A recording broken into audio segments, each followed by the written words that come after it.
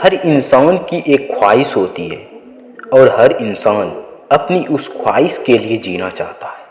हर इंसान जीना चाहता है अपने उस एक सपने के लिए, अपने उस एक ख्वाहिश के लिए। कुछ ऐसी ही ख्वाहिश थी दिल्ली के एक मिडिल क्लास लड़के की। वे भी क्रिकेट अपने उस एक सपने के लिए खेल रहा होता है। उसे भी हजारों लड़कों की तरह क्रिकेट के भगवान के साथ एक दिन मैच खेलना था।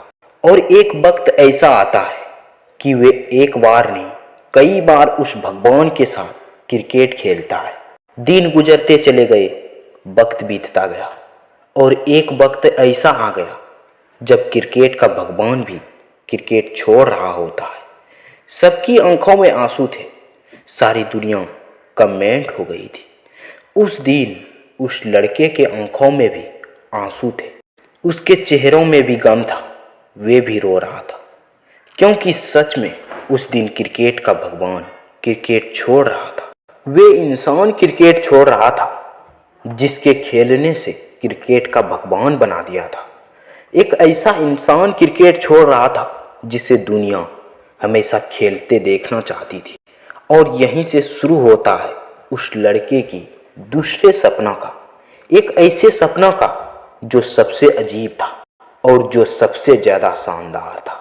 क्योंकि वह लड़का भगवान के साथ नहीं, भगवान के सामने खेलना चाहता था। उस भगवान के सामने, जिस भगवान को देखकर उसने क्रिकेट खेलना स्टार्ट किया था। लेकिन कहते हैं ना, किसी चीज को शिद्दत के साथ चाहो तो उसे मिलाने के लिए सारी कायनात लग जाती है। और कुछ ऐसा ही हो रहा था दिल्ली के उस लड़के के साथ। कुछ सालों के सब्र के बाद वह मौका आता है जब वह लड़का उस भगवान के सामने खेलने वाला था, जिस भगवान को टीवी में देखकर उसने खेलना स्टार्ट किया था। तारीख थी 19 मार्च 2016 और जगह थी Paschim Bengal, Kolkata Eden Garden. T20 world cup 2016 India versus Pakistan का वो मैच। और उस मैच के पहले बारिश का आना ऐसा लग रहा था कि मानो उसके सपनों पर पानी फेरने वाला था। लेकिन वक्त और भगवान को कुछ और ही नजर आ रहा था। मैच 1 घंटा देर से स्टार्ट होता है और इंडिया ने टॉस जीतकर पहले पाकिस्तान को बल्लेबाजी के लिए कहा। जो सब्र कुछ सालों का था वह कुछ घंटों और कुछ मिनटों में बदल गया था। पाकिस्तान ने पहले बल्लेबाजी करते हुए 118 रन बनाए।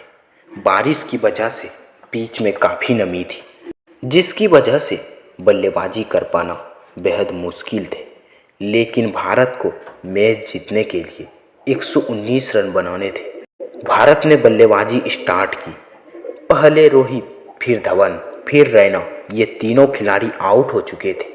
जो लक्ष्य आसान लग रहा था वे अब नामुमकिन लगने लगा था, क्योंकि 23 रन पर भारत ने अपने 3 महत्वपूर्ण विकेट खो दिए थे। कुछ ऐसे विकेट जो भारत के रीढ़ थे। लेकिन फिर यूवी बाजी और विराट ने एक अच्छे साझेदारी करके भारत को जीत के दहलीज पर लाके रख दिया।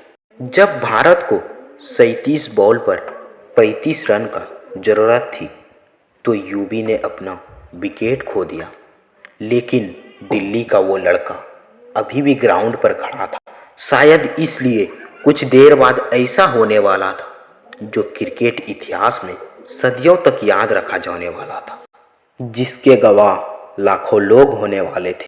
भारत 104 पर 4 था। मेन स्ट्राइक पर विराट और नॉन स्ट्राइक पर धोनी थे। विराट ने 1 रन लेकर धोनी को स्ट्राइक दिया और स्ट्राइक के बाद विराट की 50 होती है। एक ऐसी 50 होती है जिसे इतिहास कभी नहीं भूलना चाहेगा।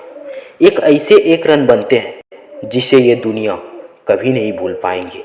ये दुनिया भूल नहीं पाएंगे उस दिन के, उस मोमेंट को, उस पल को, क्योंकि उस 1 रन के बाद ऐसा लग रहा था एक आसमान दूसरे के सम्मान में झुक रहा है, एक समंदर दूसरे का सम्मान कर रहा है। यूं तो क्रिकेट में हर दिन कई सारे मैचेस होते हैं, पर सच में उस दिन, उस मैच में वे पल सबसे यादगार थे। हकीकत में उस दिन कुछ ऐसा हुआ था जिसे भगवान पर भी भगवान होने का गर्व था।